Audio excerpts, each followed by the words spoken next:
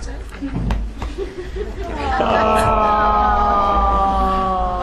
Oh, Dervishes for so long.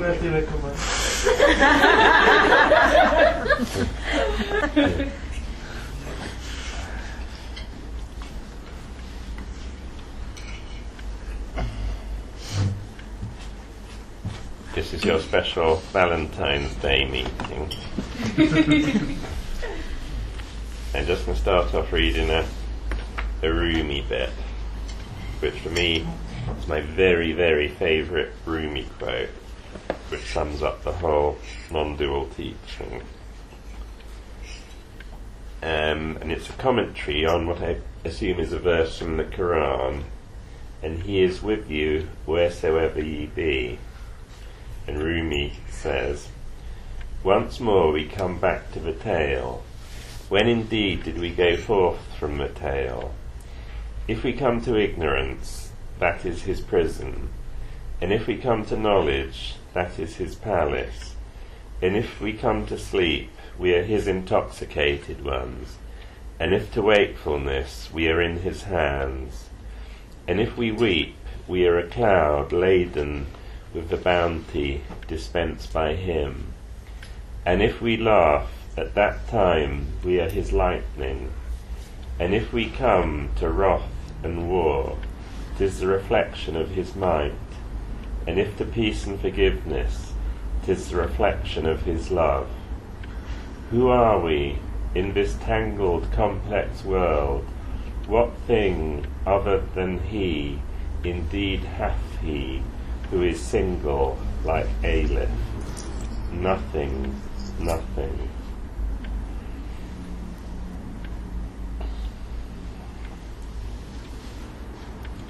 Last week we started on the 4 levels here, and this week I'm going to continue with that. I'm going to recap a bit, and then I'm going to fill in a bit more of the detail. And then next Thursday I think I'll start on the symbolism of the turning ceremony, so you know what it all means, which should go on for about 2 weeks, I think.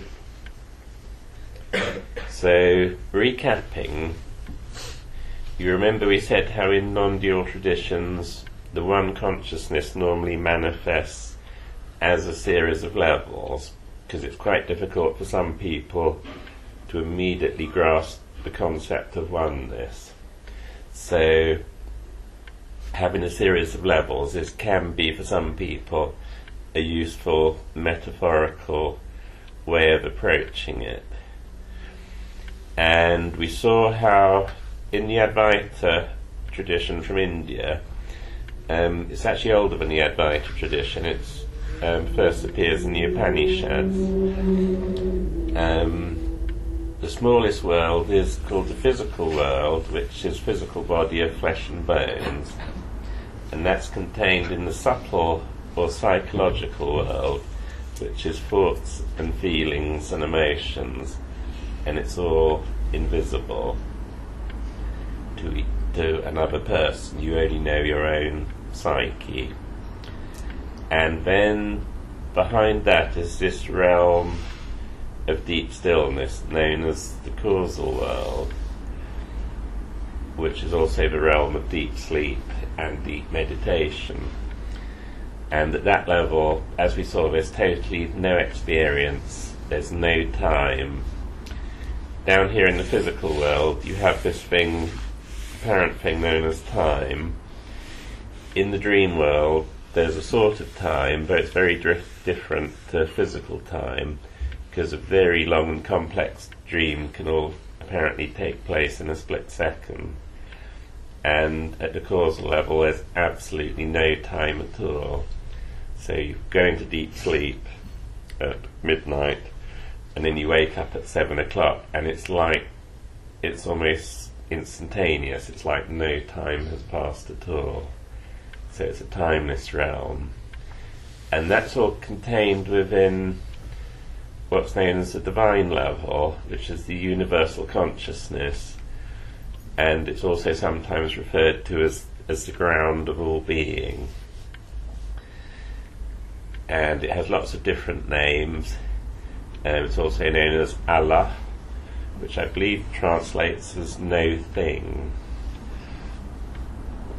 So it's impossible to describe, and because it itself is the observer, there's no observer of it, so there's nothing outside of it which can look back at it.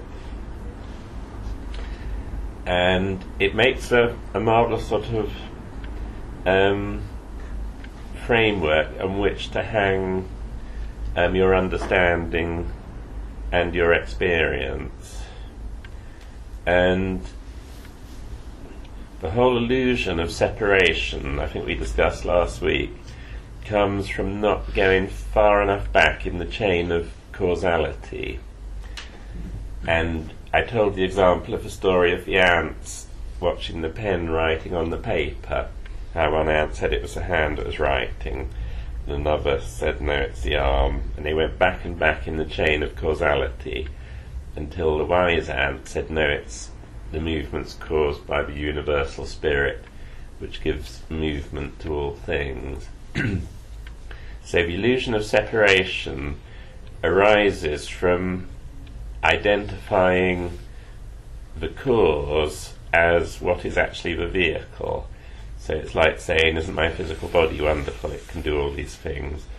Or isn't my mind and my mind-body wonderful, because it can do all these things? Rather than noticing that all your thoughts and feelings are emerging out of the great stillness at the centre of your being, and then they have their little sort of dance, and then they just sink back into it. And if you observe that, you'll see it's going on all the time. Thoughts arise, and they have their dance, and then they subside. And what goes on here, what goes on in your physical body, doesn't affect at all what goes on up here. Rumi has a phrase which is, when did the barking of dogs stop the moon in its tracks? So the pure consciousness, which is your own, which is who you are, which is looking out through your eyes, is totally unaffected by what goes on within your psyche and within the physical level. So it's almost like a mirror. The mirror reflects everything, but it's totally impartial around what it reflects. So you can be thinking the most wicked, selfish thought, and the witness is still just quietly witnessing. There's no judgment from that level.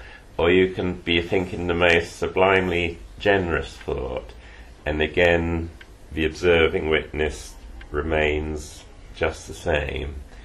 So it's like everything arises within the space which is like the sky, which is consciousness, and who you are, which is the consciousness, remains totally unaffected by what arises within it, which is an amazing thing, because often we really sort of beat ourselves up at that level, but beyond that is this great stillness, this great ocean of stillness, which is totally unaffected by the ripples and the movement on the surface.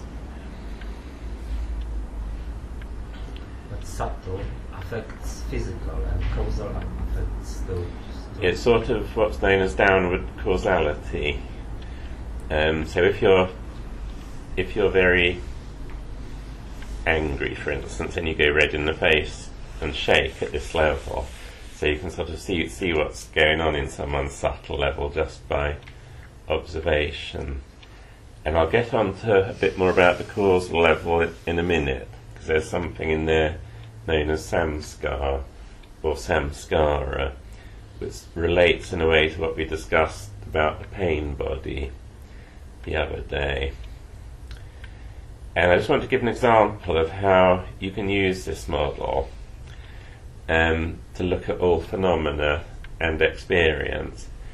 And because it's Valentine's Day, I'll use it from the point of view of love. And just on the physical level, say you're walking along the street and you see someone you find really physically attractive, and you say, "Whoa." You might do. And that's sort of, you've seen someone you really like the look of, so that's attraction at the physical level. And then you stop and talk to the person, and you start to find that you have things in common with them, and you have a similar way of thinking, and you might share a similar sense of humour, or whatever it is important to you. And then you start to love them at that level, so that's attraction at the subtle level. With the causal level, because it's the seat of what I call your blueprint, which unfolds as your manifest life, sometimes when you meet people, it's as if you've known them before, or as if you sometimes meet someone and you know it's someone you're going to know.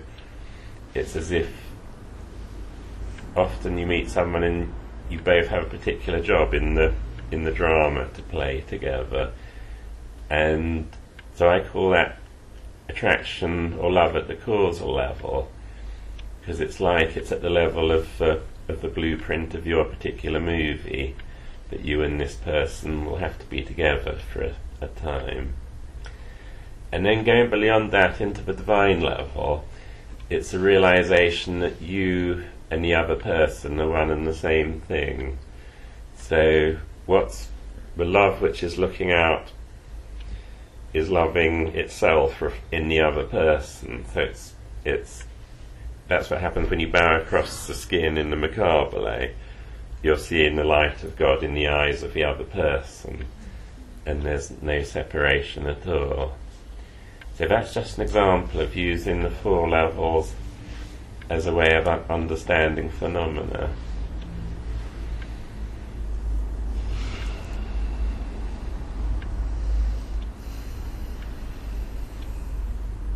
Now I'm just going to go into a wee bit of detail now. No, actually, before I go into that bit of detail, I'm going to read you another Rumi bit, which is my second favourite Rumi piece ever. I can just locate it.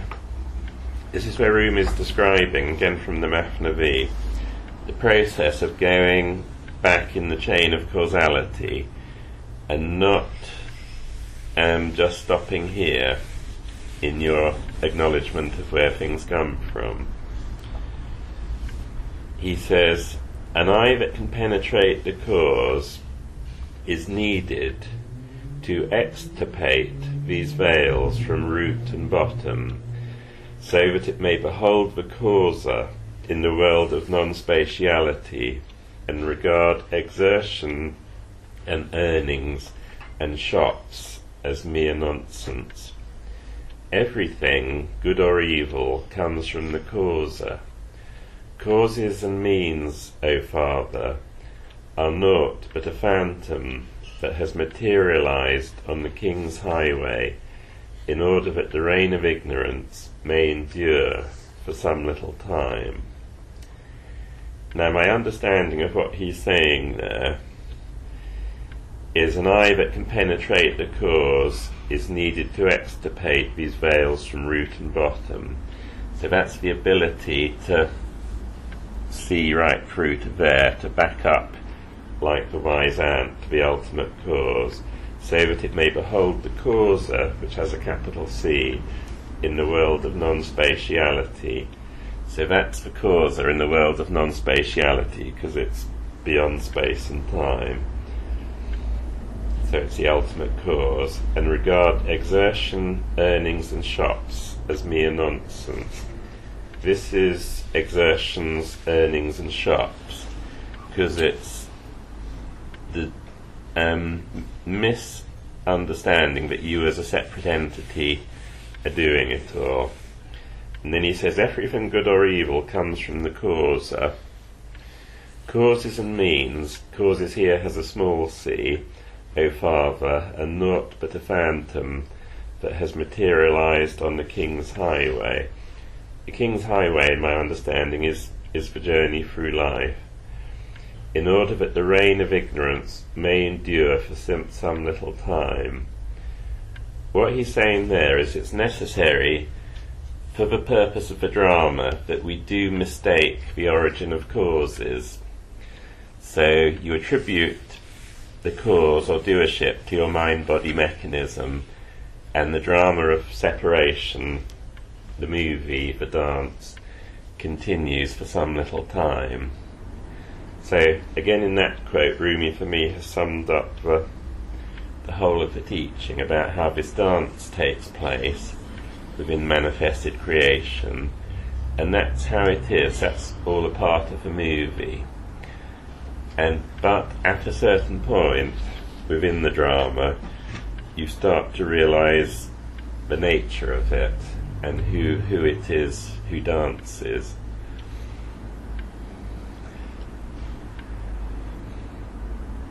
So it was a little deviation into a Rumi poem.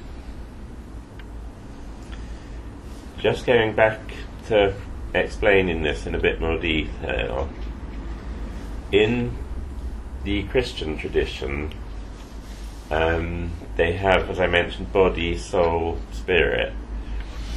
And in the Advaita tradition, it's as if soul is these two here, causal and subtle.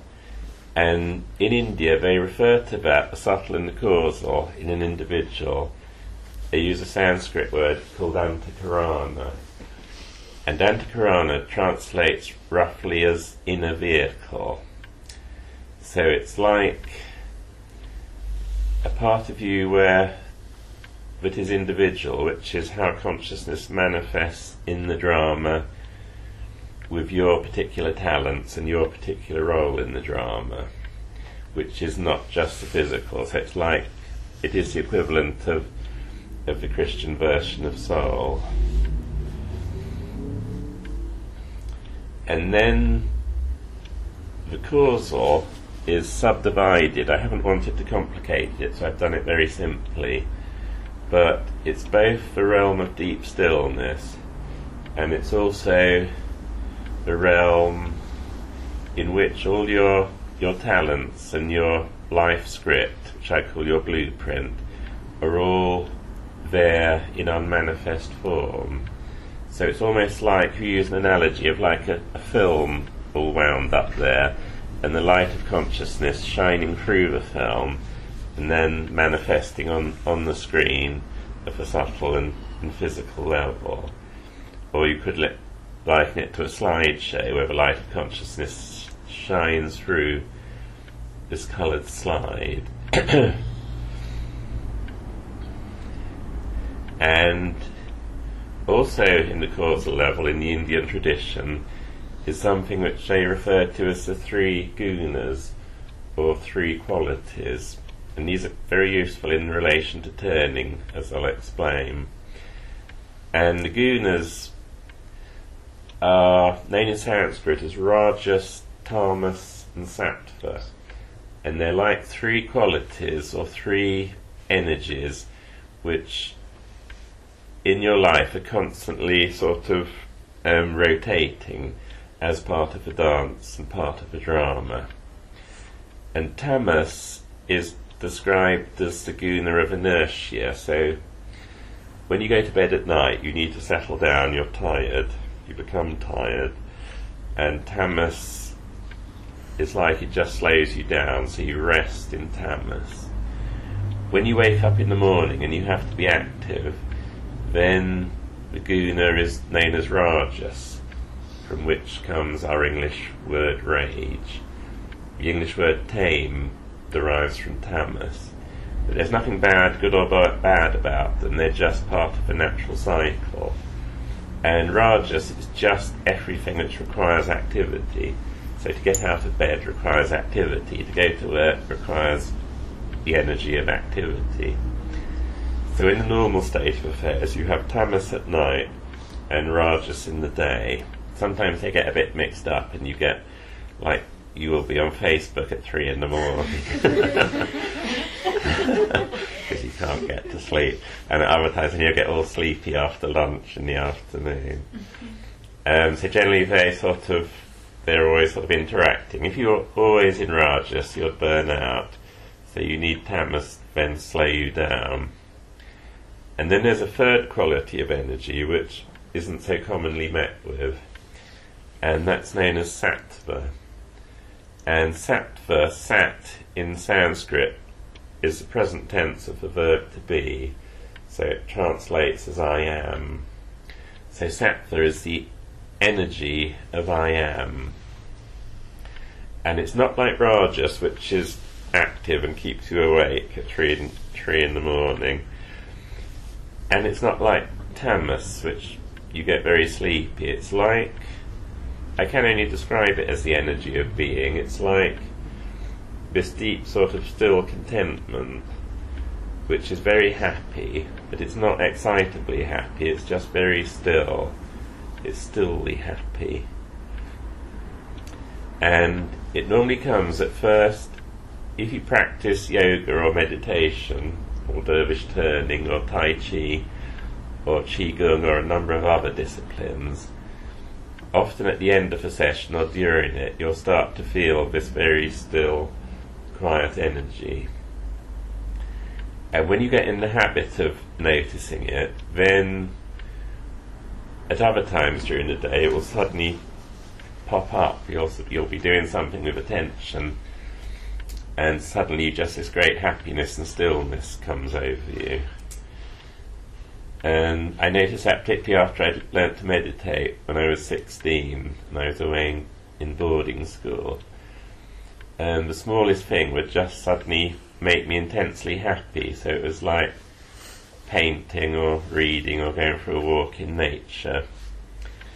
And with sattva, it's said to accumulate in particular places.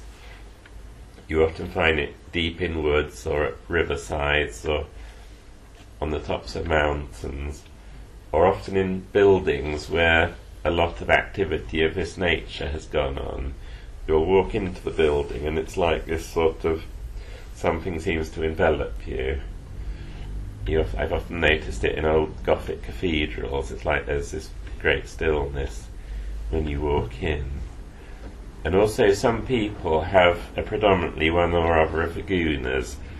So you all know how you meet people at work who are very overactive and always getting angry and quite domineering. And then you meet other people who are very sort of slowful and can't get going at all, and they're predominantly rajasic or tamasic.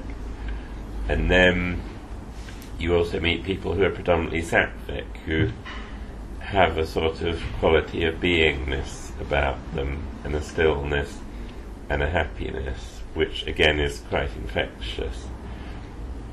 And in the Advaita tradition it's said that at this level, at the level of the samskar, there are 3 types of wool which are caused by the gunas.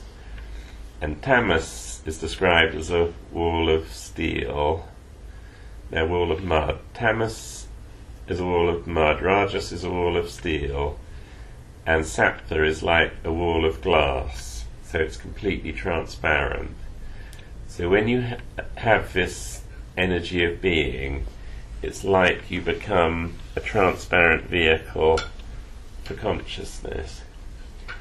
And that's what happens in the turning. And that's the symbolism again of this posture. Because there you're receiving, and that's going down through your heart and coming out through there. So that's like a symbol of the fact that you are a transparent vehicle of consciousness. And in some statues of Buddha, there's ones I got at home where he's doing his earth touching posture. It's like he's receiving in that hand and giving down in that hand. So you see the same image of being a transparent vehicle, recurring and recurring. So anything on all of that? So that's why they use mudras, isn't it? To be a vehicle. This mudra here, I think it's called Moha Mudra, is often interpreted as these are the 3 gunas, rajas, tamas and sattva, are the 3 qualities of manifested nature, And this is the individual self bowing down to the will of the Absolute. So it's like your mind-body mechanism acknowledging the source. That's about the most common mudra, I think.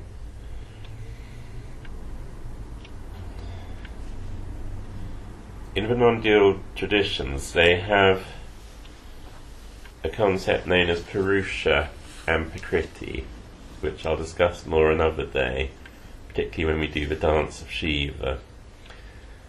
But Purusha is the name which is given to the great stillness. And so divine level is Purusha, and Prakriti is the name which is given to the whole of manifested creation. The whole of the dance is known as Prakriti. And it has various other names. It's also known as Shiva and Shakti. Shiva is the great stillness, Shakti is the manifestation. And Shakti is also sometimes known as Maya, or Maya Shakti. And Maya is often associated with illusion, or the ability to become so lost in the manifestation that you forget that it's a manifestation of the oneness. So with Maya it has a double meaning. It's only an illusion if you perceive yourself as separate and you perceive the world as separate. If you understand that you're the one mind, then Maya translates as nature of the Absolute, and then you understand that every single thing is the manifestation of the one consciousness. And in the Indian tradition, the Purusha is symbolically masculine, and the Prakriti or Maya is symbolically feminine. But it's only really a symbol. So you often have that portrayed in the Indian and Tibetan images of deities in union, which symbolises the union of the inner and the outer. Another good Valentine theme. And Kali. Kali, the word Kali, who's that very fearsome deity in Indiana Jones and the Temple of Doom. If you've seen that, Kali comes from the word Kala, Sanskrit word, which means time. So Kali represents this manifest creation, and Kali is a consort of Shiva, who is the great stillness. So it's like the great stillness and its manifestation. And it's only portrayed as, Kali is portrayed as terrible and blood drinking and has necklaces made of skulls and things. And that only represents the nature of the changing nature of time. And so from one perspective, the world of manifestation is both a world of beauty and terror. But from another perspective, it's quite different. So Kali represents the manifest creation, subject to time and space, which appears as beauty and terror, depending on which perspective you're looking from. So moving in a turning ceremony is moving through time, isn't it? The arms are out. As we'll get on to next week in more detail, the sheikh represents Purusha. In the turning ceremony you have this great circle of dancing dervishes, and you have the sheikh who stands totally still, observing it all. So the sheikh is Purusha, and the dervishes are manifested nature, or Prakriti, all turning. So that's a dance of your lives. And I'm sort of jumping ahead here, but in the fourth salam in the turning ceremony, you may have noticed that the sheikh ceases to just stand on the skin witnessing. The sheikh slowly turns out into the middle and turns in the middle with the dervishes. And what that represents is the fact that the great stillness and the manifestation are not two. So not only is the physical world the manifestation of consciousness, it also is the very substance of consciousness, and that's symbolised by the shape no longer being the witness but coming out and participating in the dance. More of that next week.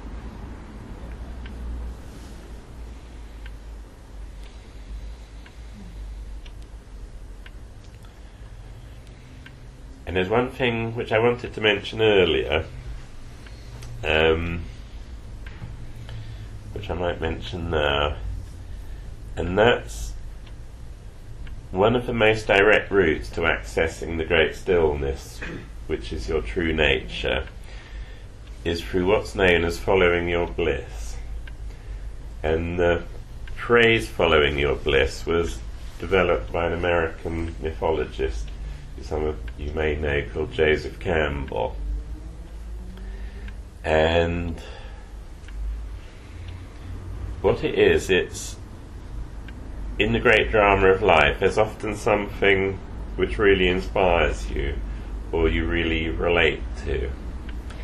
And if you can have the courage to make that as the way you earn your living, or the main sort of pivot of your life, it's very much then like your meditation or your turning and your daily life all become the same thing.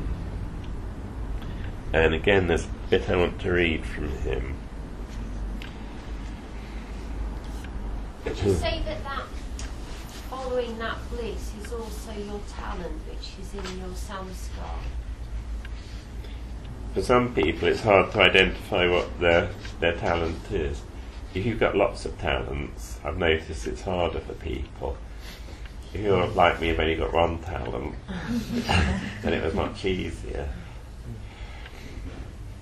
Anyway, here's a question Joseph Campbell was asked. Do you ever have this sense when you are following your bliss, as I have at moments, of being helped by hidden hands? And Joseph Campbell said, all the time. It is miraculous. I even have a superstition that has grown on me as a result of invisible hands coming all the time. Namely, that if you do follow your bliss, you put yourself on a kind of track that has been there all the while, waiting for you, and the life that you ought to be living is the one you are living. When you can see that, you begin to meet people who are in the field of your bliss, and they open the doors to you. I say, follow your bliss and don't be afraid, and doors will open where you didn't know they were going to be.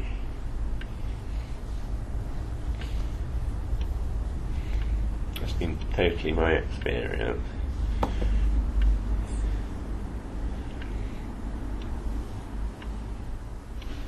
That's probably enough from me. Does anyone else want to say anything? Or are you longing for your beds? No, I just woke up. You're awake now. Good. No, the follow your bliss thing is something that I read in 1996. It was a book about myths. I think he did a retreat in Palo Alto, and it was a poetess who wrote a book about that retreat, and it's a beautiful book about Joseph Campbell. So it's kind of that woke me up. That's nice. I saw Joseph Campbell did a series of programs on the Yes. television in the 80s, I think it was. That's in book form as well. Yeah, The Power of Myth. Yeah. And when I looked at him on the television, he had exactly the same look as Dr. Rolls, who was my teacher, had. There was something in his smile and his eyes which I couldn't quite put my finger on. But there it was again, so I knew I trusted him. And also he had a good sense of humour.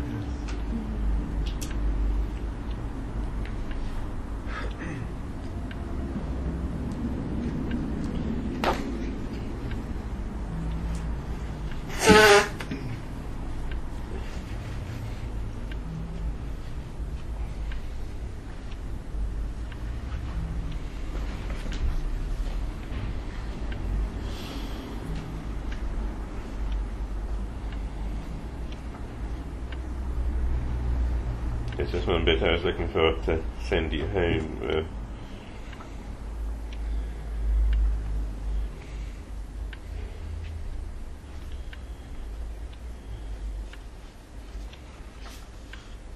Oh yes, here we are. This is from the Tao Te Ching by Lao Tzu. If you don't realize the source, you stumble in confusion and sorrow. When you realize where you come from, you naturally become tolerant, disinterested, amused, kind-hearted as a grandmother, dignified as a king. Immersed in the wonder of the Tao, you can deal with whatever life brings you, and when death comes, you are ready. Okay, thank you very much. Thank you. Thank you.